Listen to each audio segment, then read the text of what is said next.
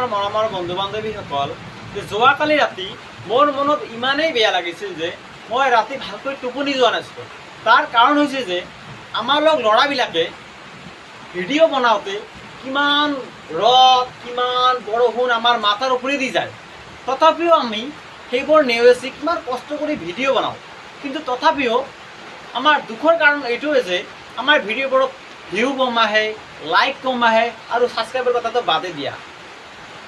কিন্তু আপোনালোকে এটা বস্তু লক্ষ্য কৰিব যে যদি আপোনালোকে ফেচবুক, ইনষ্টাগ্ৰাম আৰু ইউটিউব অ'পেন কৰে, তেনেহ'লে কিছুমান অসভ্য ছোৱালী আছে যিবোৰে তেওঁলোকৰ গোপন অংগ দেখুৱাই, তেওঁলোকৰ শৰ্ট ড্ৰেছ পিন্ধি কিনে অশ্লীল নৃত্য কৰি ভিডিঅ' আপলোড কৰে আৰু সেইবোৰ ভিডিঅ'ত মিলিয়ন মিলিয়ন আৰু লাখ লাখ ছাবস্ক্ৰাইবাৰ। আপোনালোকে ভাবি চাওক যে আমাৰ যে বৰ্তমান সমাজটো আছে সেইটো কোন দিশত গতি কৰিছে, ভালৰ দিশত নে বেয়াৰ দিশত? তেনেহ'লে যে আমাৰ ভৱিষ্যত প্ৰজন্মটো যে আছে সেইটো ভালৰ দিশত যাব না বেয়া দিশত যাব? তেওঁলোকৰ জীৱনটো ধ্বংস হৈ যাব। গতিকে মই যোৱাকালি ৰাতি ভাবিছিলোঁ যে এই ছোৱালীবিলাকক, এই অসভ্য ছোৱালীবিলাকক মই ৰোষ্ট কৰোঁ। কিন্তু পিছত ভাবিলোঁ যে যদি মই ৰোষ্ট কৰোঁ তেনেহ'লে মোৰ মুখেদি বেয়া ভাষা প্ৰয়োগ কৰিব লাগিব, আৰু বেয়া ভাষা প্ৰয়োগ কৰিলে মোৰ যিটো চেল্ফ ৰেচপেক্ট আছে সেইটো নোহোৱা হৈ যাব। আমাৰ ল'ৰাবিলাকৰ এটাই গুণ ভাল যে যিমানেই বেয়া নহওক কিয় এটাই গুণ ভাল যে তেওঁলোকে চেল্ফ ৰেচপেক্ট বস্তুটো কি সেইটো বুজা পায়।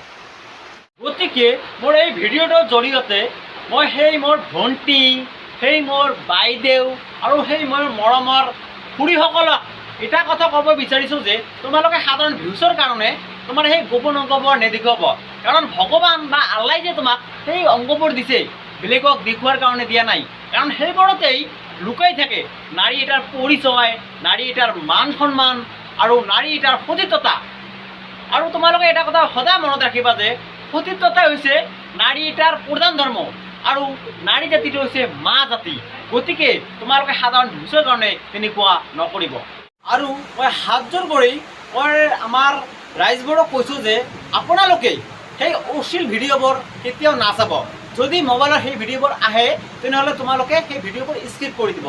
তেতিয়াহ'লে আমাৰ যিটো সমাজ আছে সেইটো আগৰ দিশত মোৰ বন্ধু বান্ধৱীসকলক, মানে যিবোৰ মোৰ ছাবস্ক্ৰাইবাৰ আছে তেওঁসকলক মই এটা কথা ক'ব বিচাৰিছোঁ যে তোমালোকে এই ভিডিঅ'টো ইমানেই শ্বেয়াৰ কৰা যাতে গোটেই অসমতে এই ভিডিঅ'টো বিয়পে পৰে আৰু আমাৰ অসমখন যাতে উন্নতিৰ দিশত আগবাঢ়ে। আৰু যদি এই মোৰ ভিডিঅ'টো ভাল লাগিছে তেনেহ'লে বন্ধুসকল মোৰ ভিডিঅ'টো লাইক কৰিব, কমেণ্ট কৰিব আৰু ছাবস্ক্ৰাইব এটা কৰি দিব। ধন্যবাদ।